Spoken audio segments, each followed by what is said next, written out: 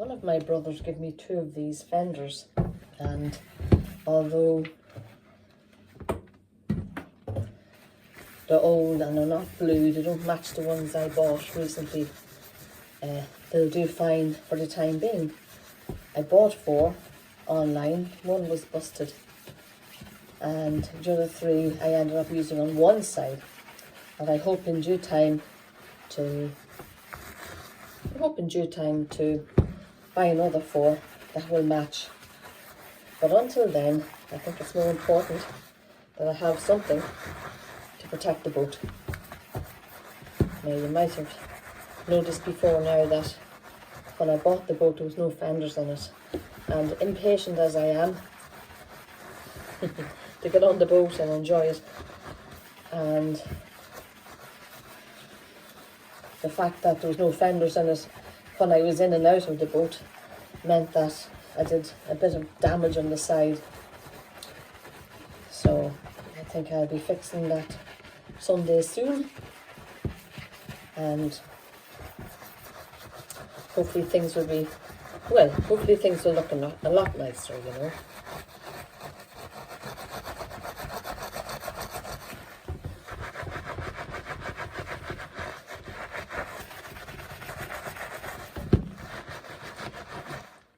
It's nice when you have a small boat. I'm hoping that the expense won't be so great. Well, it won't be anything near the expense of my last boat, which I really enjoyed, and I might be able to make it look nice, but on a tighter budget.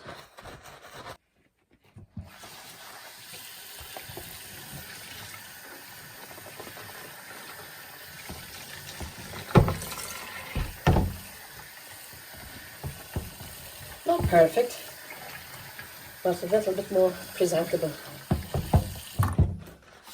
Going to use a little bit of pink stuff to get the harder to manage dirt and grime off it. So we'll give this a go.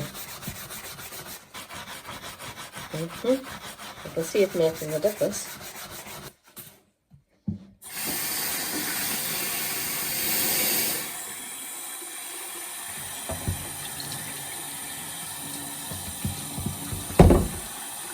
Yeah, there's a wee difference, all right. Ah, yeah, I think it was worth it. Definitely worth it.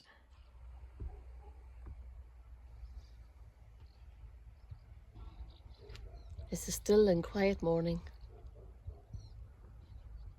I'm just sitting here enjoying this lovely weather and peace and quiet, and I'm looking at this. My brother gave it to me.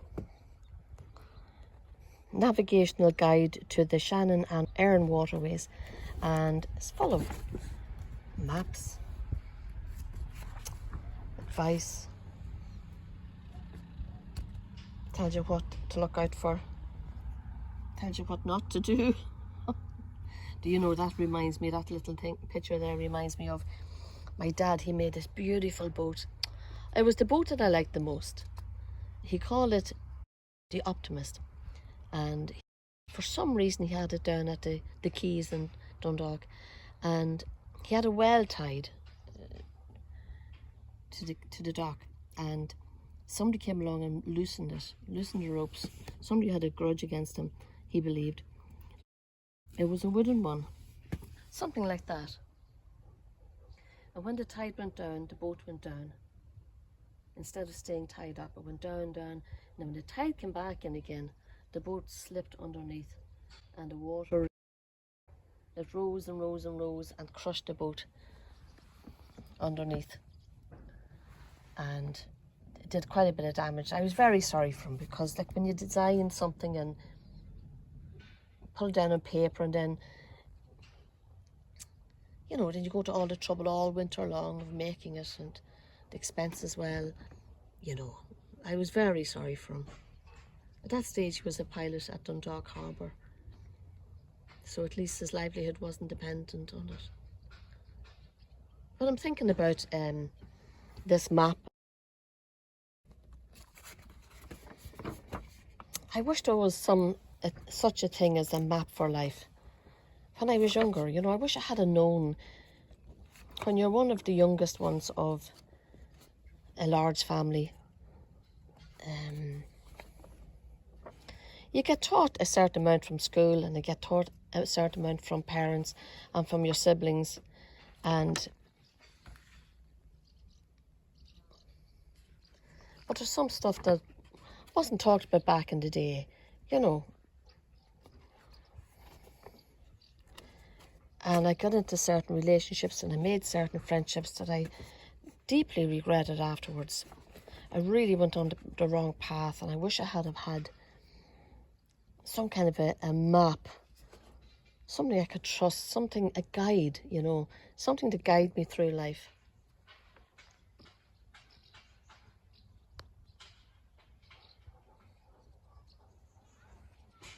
There's some decisions I made, and there's some people I hung out with that really damaged.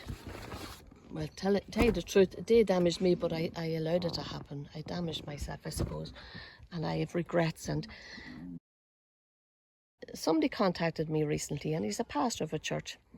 He's a very good man, and he knows the Bible very well. And I said to him, you know, I deeply regret A, B, and C, and I'm not sure if that's a sin to think that.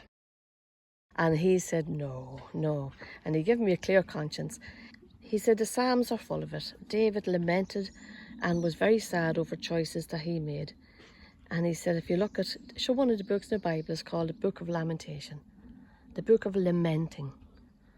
And that really helped me to settle that in my heart and maybe put things behind me properly. And the Bible does say something about not looking backwards, but looking forwards. I'm glad now that there is a map. There is a book of life. The Bible can be seen something like this. When you buy a new car, you go into the glove compartment and you get the book out, and it tells you whether you should put petrol or diesel into the car or plug it into the electrics. No, you get a book to tell you all about the car.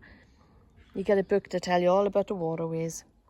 But there's a book of life that tells you all about life. So if you haven't got a Bible, you can pick them up for free online. And it's not as hard as you think. There's different versions. And then you have the King James, New King James, and then you have just easier versions after that.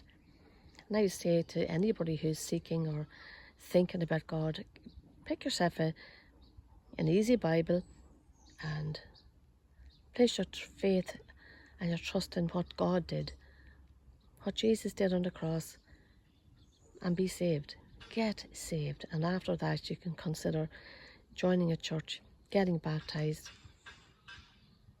You can pick any kind of book that you want after that. You can get a more substantial Bible. And you can start off your journey of reading the Bible and studying it and knowing it very well. You can read it every day if you want, and you'll never know it enough. But it'll be the greatest comfort to you when you hit hard times. The greatest comfort to you. Of course, not the Bible on its own, but the Holy Spirit that comes into you and never leaves you, and He helps you. Thanks for watching, friends.